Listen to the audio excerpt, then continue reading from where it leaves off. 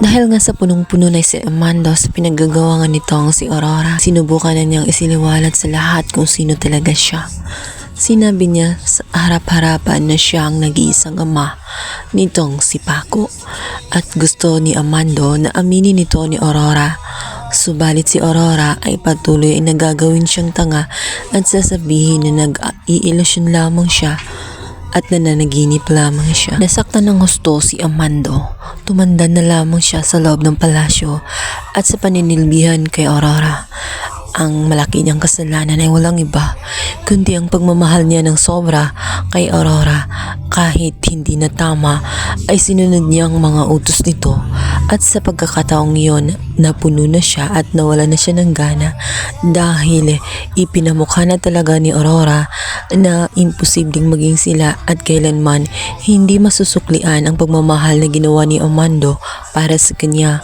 Katulong lamang at isang alalay ang tingin ni Aurora kay Amando. Bukod pa roon, dahil sa kagustuhan ni Aurora na hindi mabunyag ang kanyang sekreto at hindi maniwala ang lahat, ipinagmukha pa ni Aurora na siya ang naturang killer ng palasyo na hanggang ngayon ay hindi pa nila nalalaman.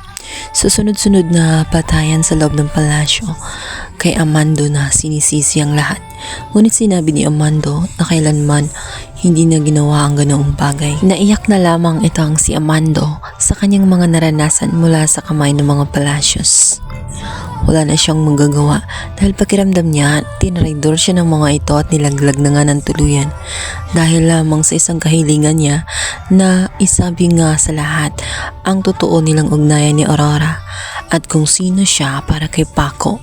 Ngunit si Aurora ay ayaw talagang aminin ang katotohanan iyon. Isa pang bagay ang matutuklasan ni Sergeant Triales kung saan malalaman din nila na si Arlie pala ay namatay at yun ay kagagawa ni Amando. Ngayon, nasisi na nga ang lahat kay Amando. Sinang-ayunan naman ni Aurora at sinabi nito na maaring nagagawa ni Amando ang bagay na iyon dahil sa matinding selos kay Arlie. Dahil mas pinili ni Aurora itong si Arlie kaysa sa kanya. Hindi na nga makuha ni Amando ang tunay niyang halaga sa mga palasyos kung kaya't nilisan niya ang lugar na iyon. Ngunit hindi pa siya nakaalis ay sinundan na nga niya siya nitong si Galvan kung saan galit na galit dahil maging ang pagkamatay nga ni Basil ay siya na rin ang sinisi at hindi nito hahayaan na makaalis na hindi siya magkaganti. Nagtalo ang dalawa. Tumaban naman itong si Amando at iginiit na wala siyang kinalaman sa pagkamatay nitong si Basil. Muntik na ngang madali ni Amando itong si Galvan, ngunit may isang taong bumaril. Hindi naman si Sergeant Triales o isang inspektor kundi itong si Aurora kung saan galit na galit matapos matuklasan na siyang pumatay kay Doc Arlie.